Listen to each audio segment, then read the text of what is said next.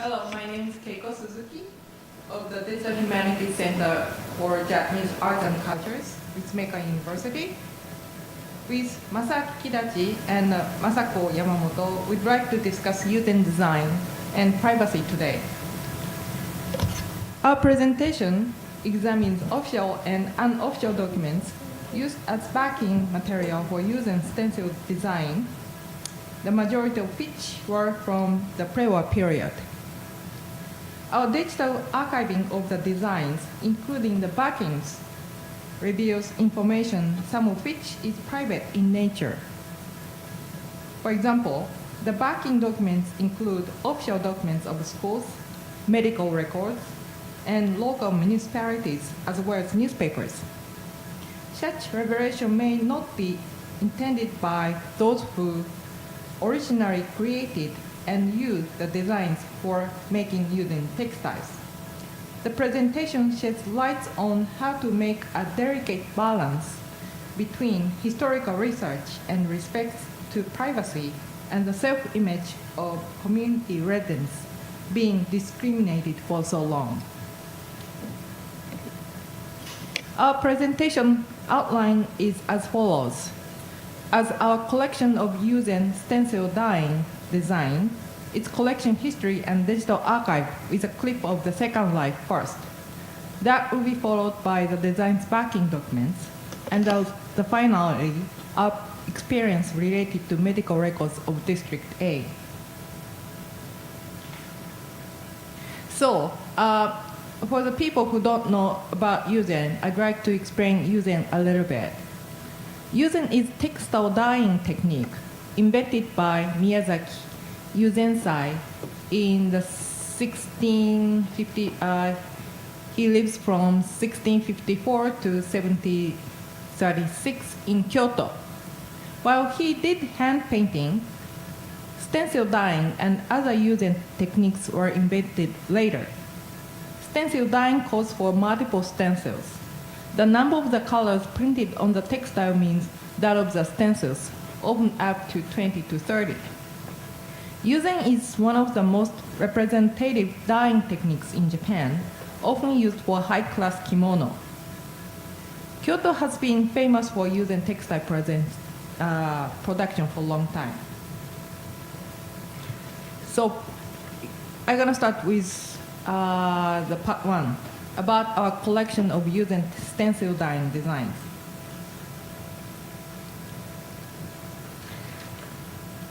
Collection history.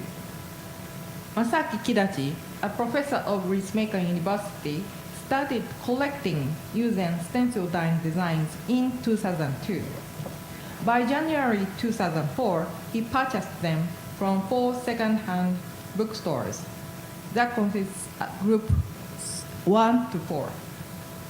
From January 2008, he started purchasing much more designs with much bigger research funding secured.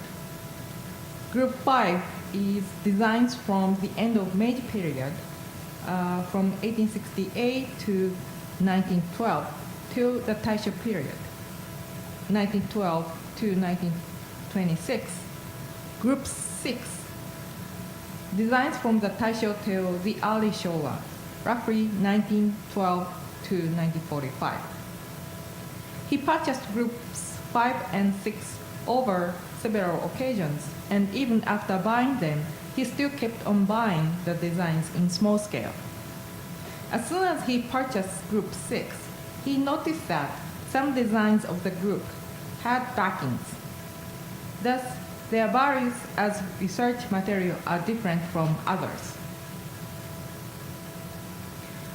About collection history of group 6. From the same, he bought the group 6 material over 3 occasions of January 2008, January 2009, and March 2011. He bought them from the same second-hand bookstore. All the material derived from one Yuzen wholesale merchant. And Professor Kidachi hasn't purchased all the design of the merchant yet. So we built the Yuzen database and it's a collection of Art Research Center, Ritsumeikan University. We put the user database and the blogs URLs here. So after purchasing the designs, it started with sorting out of designs. And you can see a lot of students involved in this project. So this is how Group 6 was kept in a second-hand bookstore before we bought it. So after sorting out, we did numbering and measuring and cleaning. It was dusty, so we did a lot of dusting. And we did minor restoration work as well. So this is the pictures, students working on restoration. And we consulted the specialists, and we adapted this joining of pieces using the microdot adhering method. And we also did ironing, flattening. It's a preparation for making a good digital photography. And we did digital photography for database. And this is a prototype of the user database a couple of years ago. And now it looks like this. The user database, this is the design in thumbnails. And this is the design details screen. So we put, we classify this by design and regional information as well as serial number. We also made the Second Life virtual digital museum exhibition. So this is Kyoto Kata Yuzen, stencil dyeing Yuzen, and the subtitle is Mirrors of the Times. And how it looks like is the clip from the Second Life, Kyoto Kata Yuzen exhibition.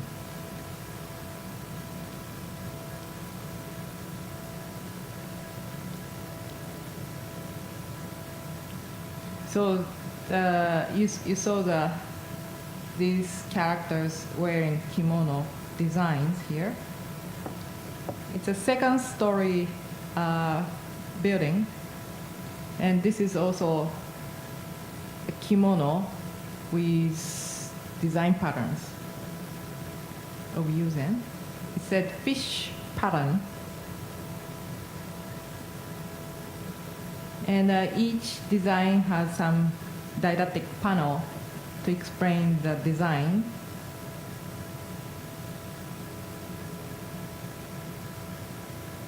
The avatar going upstairs from here.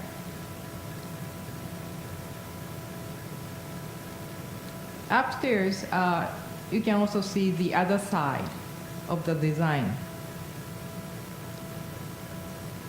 You see some names here and business information.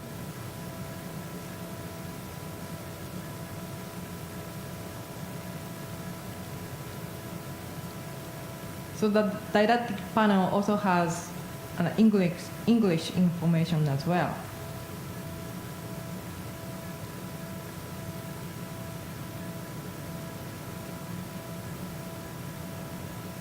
It also has a business information.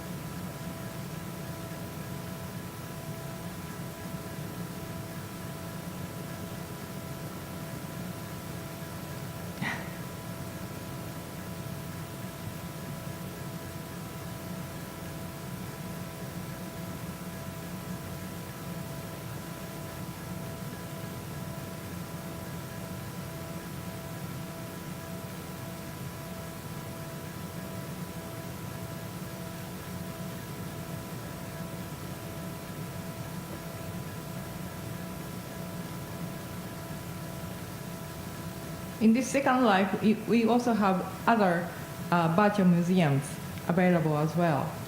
So this is only one exhibition of that.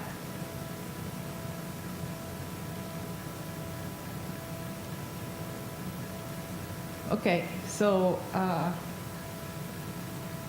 from here, I'd like to talk about the second part of the presentation, the design packing documents.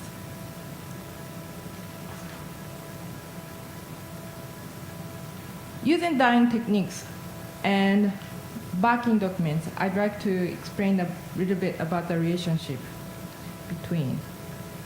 So using stencil dyeing, textile production starts with drawing and coloring its design and paper. And each design size of group 6 is roughly 60 centimeters by 70 centimeters. And usual size of kimono textiles, the width is 36 centimeters to 38 centimeters, and the length is 12 meters. That means when you make the stencils, as you see the photographs here, the stencil is being applied repeatedly. So it's a repeated patterns of design they have to make. And in order to, stencil dyeing calls for multiple stencils. The number of the colors printed on the textile means the number of the stencils, often up to 20 to 30. That means that the design, when it's completed, is traced on a number of stencils with a sheet of carbon paper inserted between. In fact, the designs in our collection show traces, and the back sides also show the carbon traces as well. After being traced so many times with a metal pencil, the original design paper gets battered, tearing easily. In order to protect the design papers, backings needed to be applied. The backing paper should be durable enough, but didn't have to be brand new. That is why we'd find many sheets of used paper as backings, which might have been thrown away if they hadn't been pasted on the designs.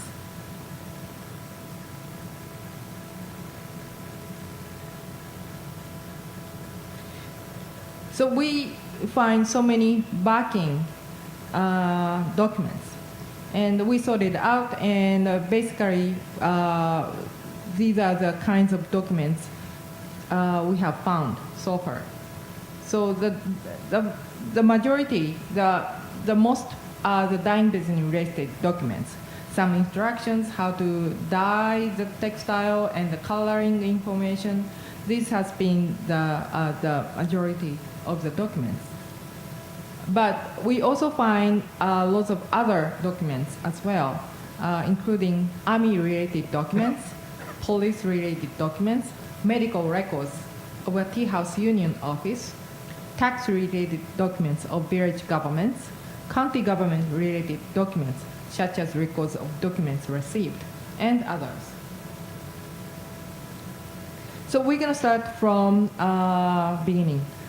So dyeing business-related documents.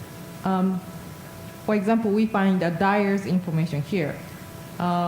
You can see the X here.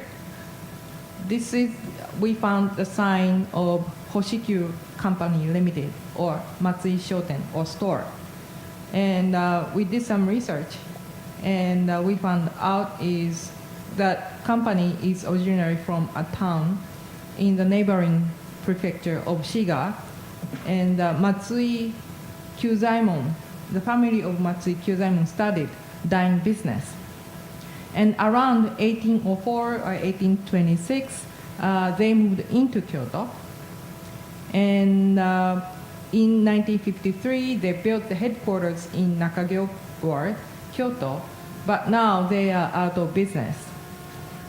These are the information we found. And second, we also found Army-related documents. This is a personal records of drafted servicemen in 1888. We found home address and the name of family members. Here it said commoner, and he's a farmer, and his physical feature like height, and he is a brother of somebody, and head of the house information is here, and the tax information is here.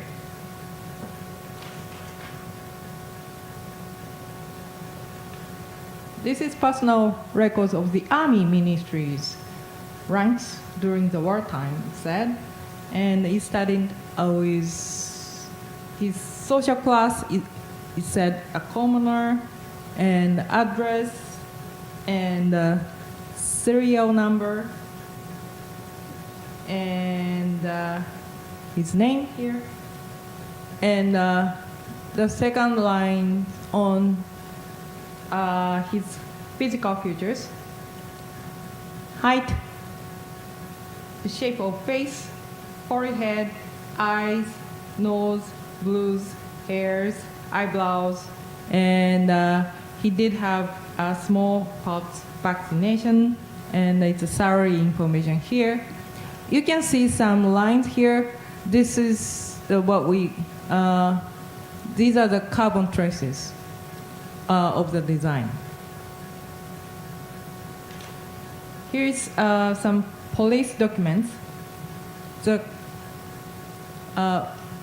The back of this design, we found crime records, and the back of this design, records of subjects of sent mail. It's from Shiga Prefecture Police Department. We also found medical records of a Tea House Union office from the pre-war time. You can see a lot of carbon traces here.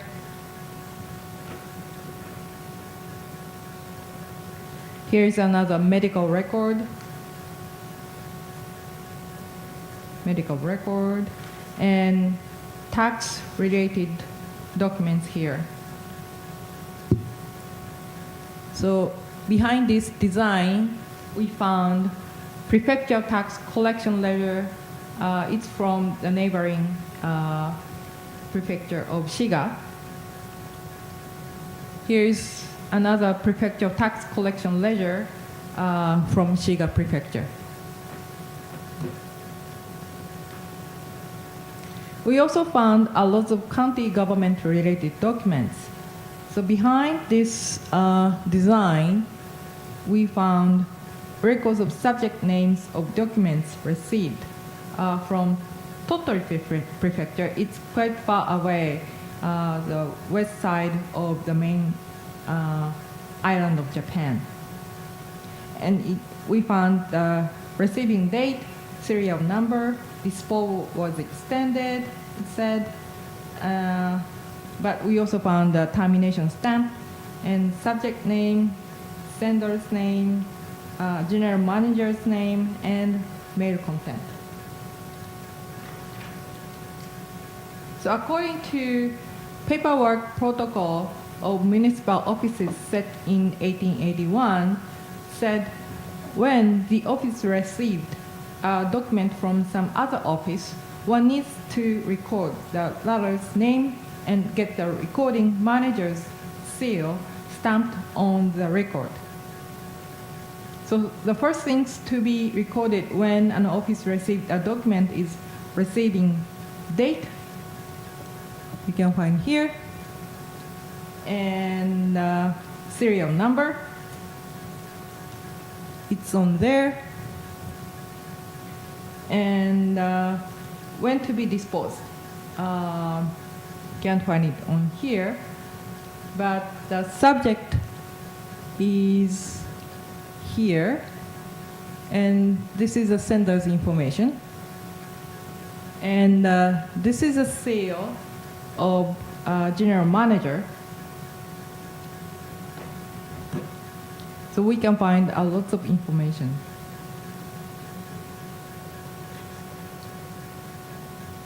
So this is Hyogo Prefecture. It's in the west part of Japan. Record of documents received. The same here. You can see a lot of carbon traces clearly in here. Another documents received from the same county government. And these are the records of subject names of documents received from Tottori Prefecture, West Japan. The same here.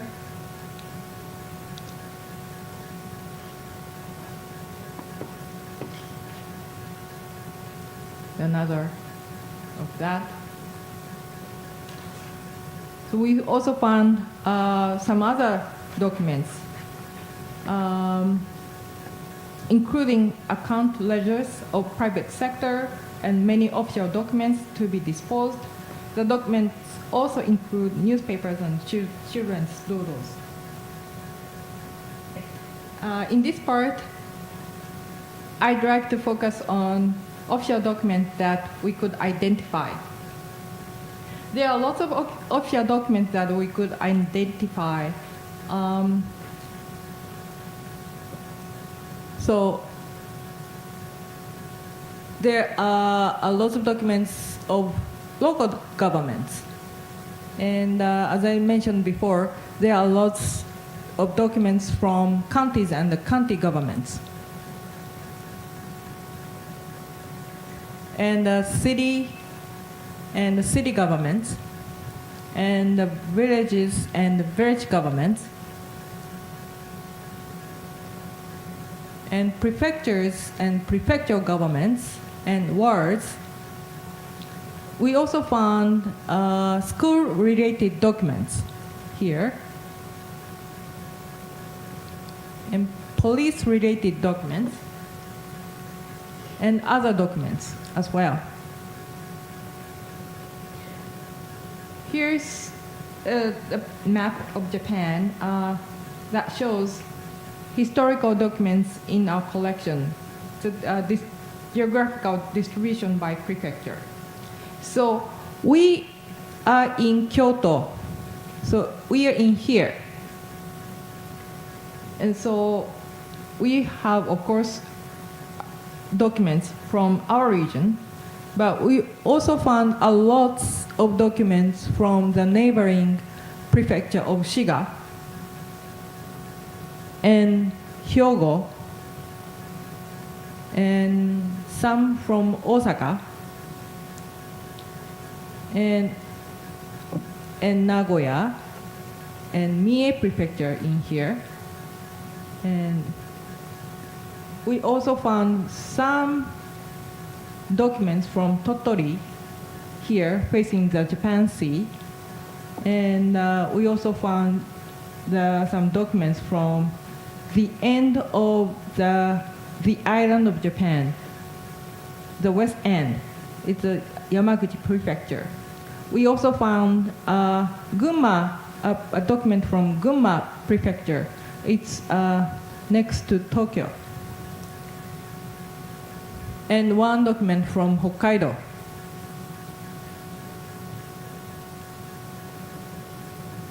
So let us talk a little bit about county governments and their documents.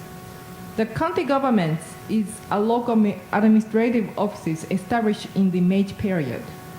And the registration of the county, ward, and town and village system was established in 1878.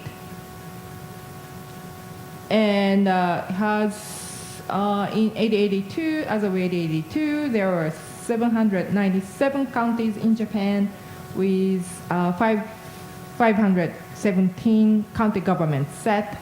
But the county governments went abolished in 1926. So the county government's functions is also set by law, in 1886, and official capacity of the county government was also set. So besides administrative tasks, the county government was also expected to function as police and for tax collection, as well as to supervise towns and villages within the county. And document handling regulation, the way to store and dispose document was also set. So according to, for example, Ikaruga County government, it's a document received by the Kyoto Prefecture government on December 1st, 1905, request for revisions of county office routine regulations. As a rule, depending upon its content, each document has a set time period of 3 years, 10 years, permanent file to be kept in a safe place. So for each type, there are set period of time they should keep. And after the set storage period, documents and records can be disposed after the county governor's inspection. And most of the documents in our collection are the ones in type B. So that should be kept for 10 years. So for the part 2.2 and the overview of official documents in our collection, the majority of them are the ones related to county governments. So after being kept for the set period of 10 years, they seem thrown away and circulated as used paper. Some other documents seemed thrown away when the county government system went abolished in 1926. That will give us some hints about when some designs are produced. The second point is the majority of the documents are from Kyoto, Osaka areas, but some are from far away. And that fact would give us some interesting information about how used paper was recycled and how disposed documents were treated afterwards. The third point is how can we use these documents as historical material? So these are the documents that public archives do not have. They could tell us how administrative and business paperwork was conducted in modern Japan. The documents as a whole do not provide cohesive historical information. For that purpose, we have to compare and consult them with some other documents surviving in relevant areas. So let's move on to the third part of our presentation. It's about our experiences related to medical records in District A.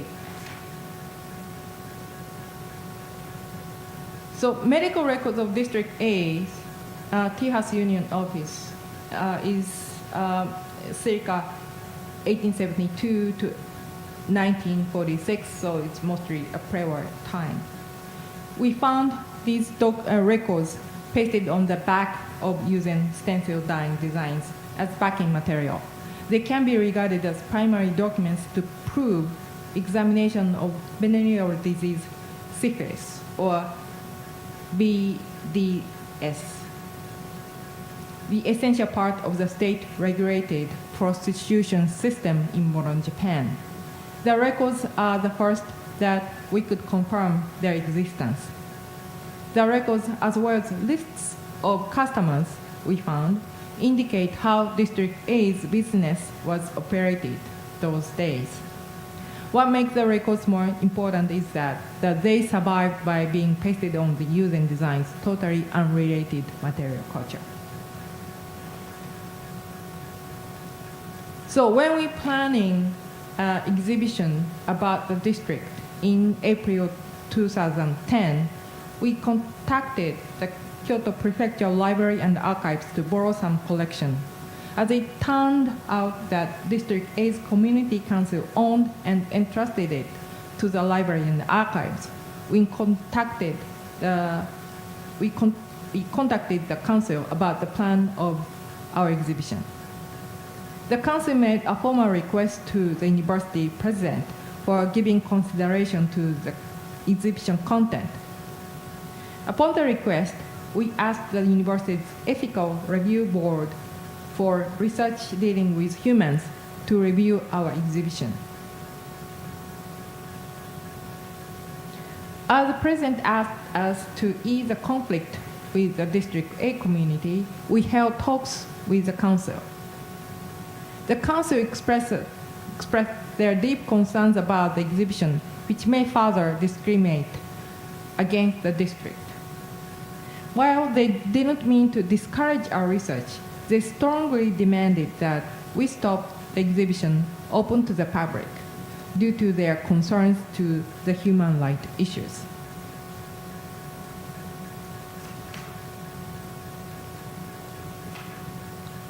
When we are dealing with this issue, we got some advice from our researchers studying those who have long been treated as social outcasts in Japan. What he said is that in Japan, we do have discrimination issues. Yet, usually we can deal with that by sharing the issues, for example, through exhibitions open to the public, showing historical documents. However, it is not the case of the issue of women's rights, which hasn't been fully discussed and remains undeveloped in terms of social awareness. Thus, when the community insists that it is a human rights issue, it is hard for researchers to argue against that. As the exhibition opening was getting closer day by day, and the community council mentioned that they won't stop our research, we decided to change the exhibition plan drastically. Because of the change, we dropped our request to the university's ethical review board for research dealing with humans to review our exhibition. While getting provisional review, therefore, we didn't get the final review. The provisional review was as follows. How to deal with personal information in historical documents is the most difficult issue. If documents were from the Edo period, that means from 1615 to 1868 or earlier, can we safely say that they are old enough to be treated as historical documents that have nothing to do with the present residents of the community? How shall we give consideration to their self-image? In order to make right decisions on these issues, we feel that we need some advice from historians and other experts. Yet, from the researcher's point of view, we wish the community to let the documents available to us as much as possible. So the exhibition after the change of the plan is newly acquired collection of the Art Research Center, Ritsumeikan University, using designs and dry plate photographs as exhibition to commemorate the 140th anniversary of the Ritsumeikan Academy and 110th anniversary of Ritsumeikan University. And it opened from July 12th to July 27th, 2010. And besides the exhibition, we did hold a meeting of researchers on July 15th as originally planned. Okay, and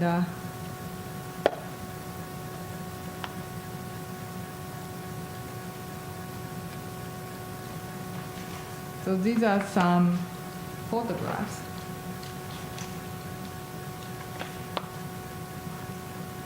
So the meeting of researchers of July 15th,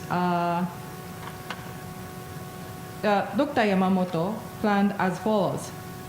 Related to the exhibition, we will have a meeting to present our research outcomes resulted from sharing research material through digital archiving. The meeting is for researchers only to discuss dry plate photographs and medical records of District A's Tea House Union offices.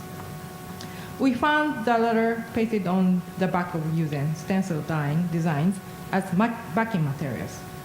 And the photos you are seeing right now are the dry plate photographs.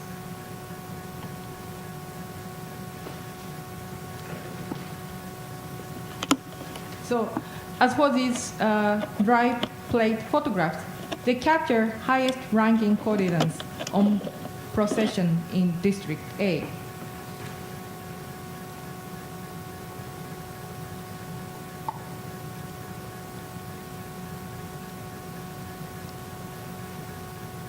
Their backshots of intricate hairstyles and their relaxing moments, like this,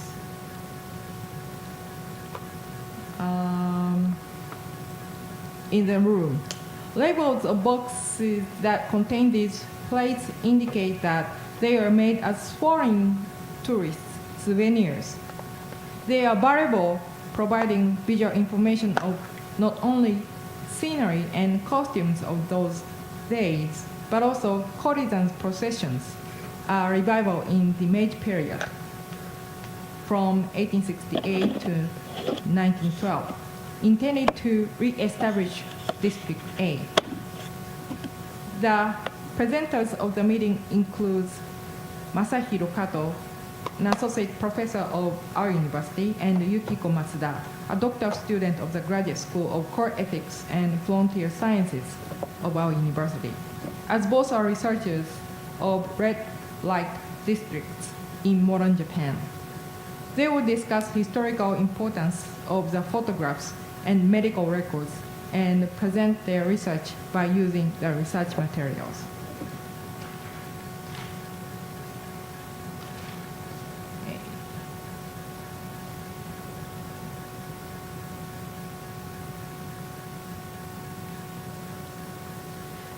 So District A's programs. Among several red light districts in Kyoto, District A had been regarded as the highest class. But right now, it's in pretty bad shape, worse than the others. The community is eager to revive the district.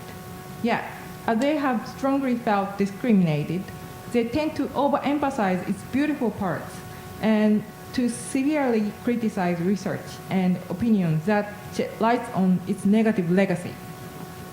Whitewashing is happening here. That is why even researchers of red light districts tend to keep their distance from the district. What they think of the district's ideal historical image is presented as a part of its direction boards, standing by giving consideration to its aesthetic. How they perceive the district's history has been largely affected by not fully discussed human rights issues and discrimination that they long suffered. In such social conditions, their historical perception shies them away from raising human rights consciousness. We also learned a lesson well. The backing documents contain historical documents concerned with human rights issues.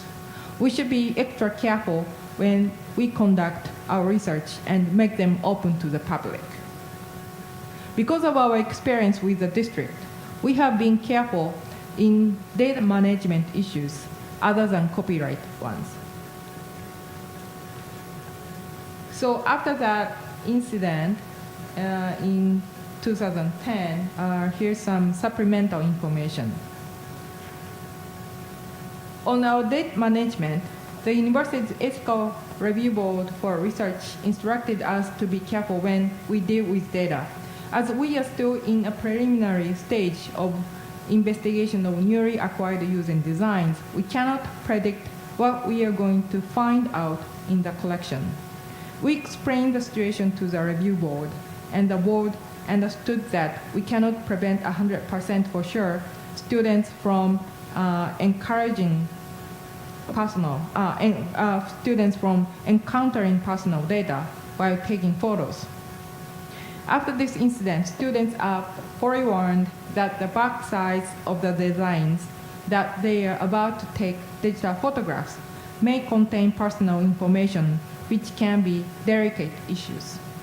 Moreover, they are excluded from data saving and management as a rule. The same rule is applied for their graduation papers.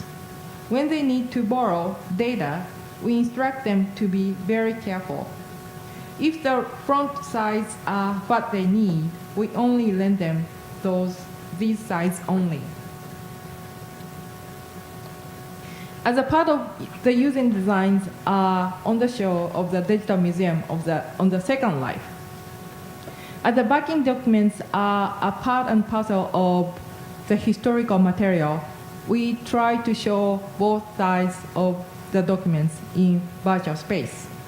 Yet, the documents we selected for the Digital Museum are the ones that we don't have any problem showing to the public. Besides the virtual space, we had actual exhibitions on this subject. For each exhibition, we paid special attention to our selection of exhibition material. Soon, we will be ready to open our database of the designs, for which we allow free access to the designs on the front side, but only researchers can get access to the back sides. While we cannot allow free access to the back sides, we also understand that the database will be meaningless without securing research access to the back sides, which had historical values on their own. In short, we need to pay attention to secure research access while protecting personal information when we open our database to the public. A key is to make a delicate balance between historical research and respect to privacy and the self-image of community residents being discriminated for so long. Well, thank you very much for your kind attention. Oh, and we'd like to show our book. This is a bilingual book referring to what we have in our database. If you are interested in what I talked today in our presentation, please look at the book called Urban Images of Kyoto, Kyoto Culture and its Cultural Resources. It's a bilingual book written in Japanese and English, and we talked about the database and our collection in more detail. Thank you very much.